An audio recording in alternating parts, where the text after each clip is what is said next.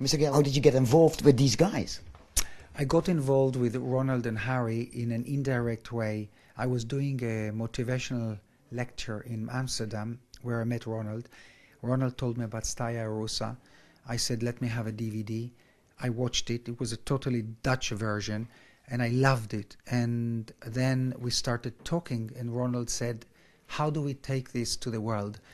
And I said, in order to internationalize Staya Erusa, we must find some amazing and astonishing, incredible scientists who will talk about consciousness.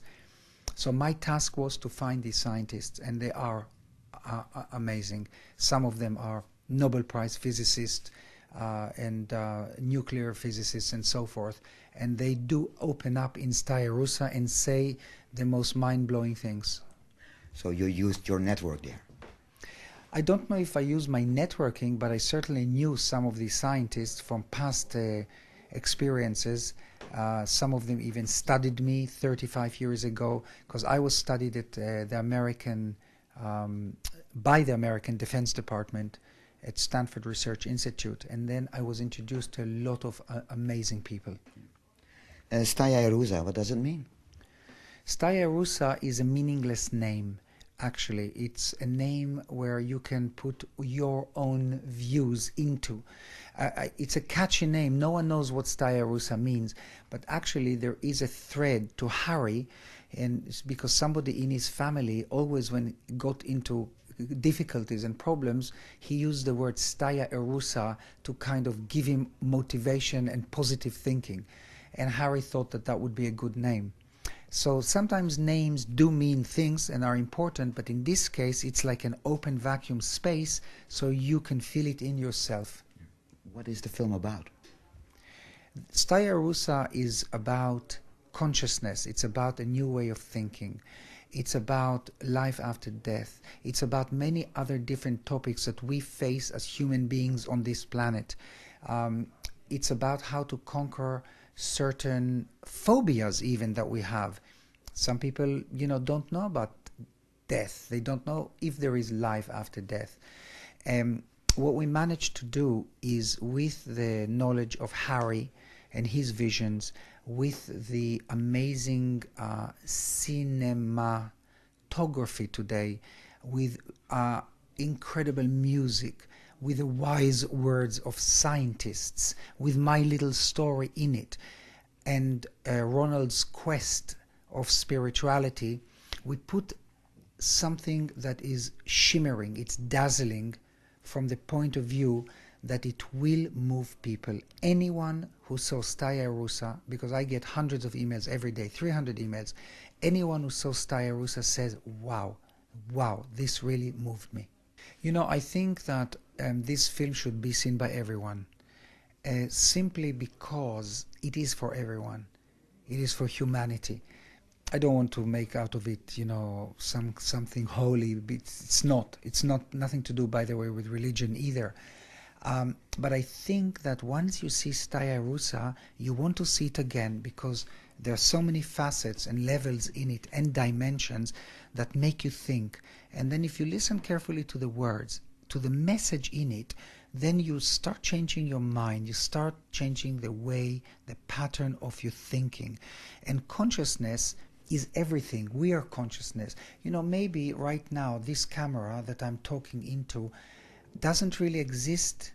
I just make it with my reality. I'm creating you in my reality. Maybe I'm not here and you're creating Uri Geller.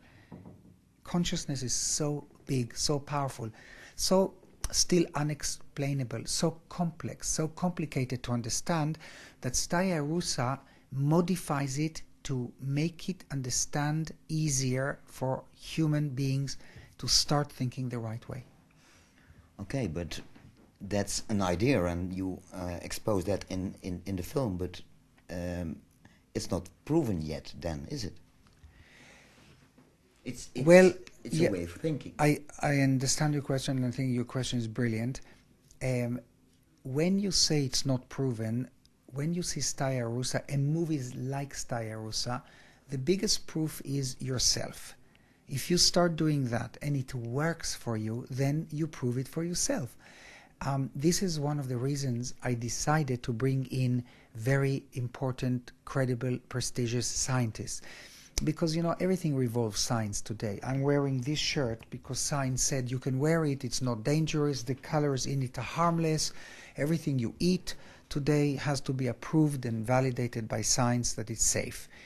And these scientists throughout Staya Erusa are saying such powerful ideas, theories and words that people, ordinary people who see Staya Erusa say, wow, if a Nobel Prize physicist said it, it must be true. But what's the purpose then? What is the purpose? To convince people that there is something different, but the purpose of Staya Erusa is not only to convince people, but to make them think differently so they can look and connect into the pattern of the world's thinking to change our world to a better place.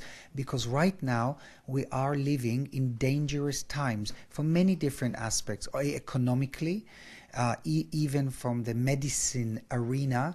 Look, there are still people dying from AIDS. There are people who cannot be cured from cancer, and that's ridiculous.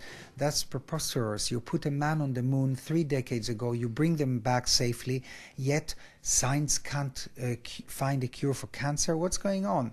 Then look at the global warming situation. Right as we speak now, there are ice caps melting, rainforests are burning, rivers and seas are being polluted, there's tsunamis, there's earthquakes. Something is not right in the overall big picture of our planet. Then, as we speak now, there are wars being fought in the name of religion. People are killing themselves in the name of religion. Right now, as we speak, if you count 3 seconds, 21, 22, 23, right now a baby died somewhere around the world from hunger. So you must look at this and say, wow, this is really bad. So in Staya Erusa, in a way, we are showing that there is hope. And this is a way of changing these aspects, the negative aspects that we are living in, to positive. That's the purpose. So the world can be a better place. We believe that the world can be a better place. And again, I stress it, this is not a religion, we're not trying to create a cult, nothing. It's a great film with a great message. And there are many other films out on the market that are similar in a way, but we went one step further, and our intention is to plow every penny. We're not in the business of making money out of Staya Erusa. On the contrary, we will take all the money that Staya Erusa makes, plow it back into making documentaries. We have a long vision of creating amazing documentaries that will educate people. And that Uri Geller is in this film is important because you can generate publicity. I happen to be now in a very interesting and amazing time, an exciting time for Uri Geller, because I created a format called the New Uri Geller. I never thought it's going to be so successful, but it took off, started in tiny Israel, where it broke historical rating records. It went to America, to NBC. Now it's in ProSieben in Germany and in Holland on SBS 6. Next it's in Hungary, then Russia, then Italy, France, and Scandinavia, and so on. So what this did to me, it put me on a huge podium of publicity, meaning I'm being interviewed, stories, I'm on live television, which gives me a great way to promote Staya Erusa. And there's nothing wrong with that. This is what the world is about. Unfortunately, the world turns around for... It's a money-making machine, everything, you know. Television is in business of commercials because that's how they make their money and so on. So by me suddenly being almost as famous as I used to be in the 70s, then it opens me a gateway to say, hey, you know what, I have something else that I do, which is much more serious than an entertaining show, which is family entertainment. I have something to do with Staya Erusa, so I advise you to watch it, because there's a great message in it. Okay. What is your secret? What makes you so popular? I think that my secret of longevity is built from many elements. Number one, I have an Israeli chutzpah. Number two, I use my charisma, my charm, my personality the right way. And you know, this is what it's all about. The next president of the United States is not going to be the best person. It's going to be the most charismatic person. That's who they will vote for. This is it in every field, in business, in sports, in art. It's whoever has this inbuilt charisma that you cannot buy. You have to be born with it. This is something that is a natural aspect. So I think that that's one facet of my popularity, the way I'm still natural. No BS. I've stayed the same person as I was 40 years ago. Then comes the controversy. The people who believe, the people who don't believe. They fight about me. I mean, I can't believe that I'm in Germany on 2.5 million websites. Just in Germany, the name Uri Geller. You know, controversy is another thing you cannot buy. It's a gift. You know, Oscar Wilde said once, 100 years ago, a great line. He said, "There's only one worse thing than being talked about, and that's not being talked about." So that's it. Okay. We know you from bending spoons. Can you still do it? Yeah, but I'm not going to do it. Why not? No, because there are certain times that I do it, certain times that I don't. And you did it just now. Yeah, because it was off the record, see? And this is, again, part of my being still Uri Geller, that I know when to do it and I know when not to. And I think also it's to do with overexposure. I have no managers, I have no agents, I have no PR people, I have no image creators, nothing. I'm just me, and my life rolls as the minutes go by. And you know, in an interesting way, I learned also, hey, don't overexpose yourself. You know, stay down to earth. You don't have to do all the time things. And I think this is why people are still interested in Uri Geller, because I'm still kind of an enigma. I'm still a kind of a myth. The controversy created a legend out of Uri Geller, and that's great. So I can't ask for more.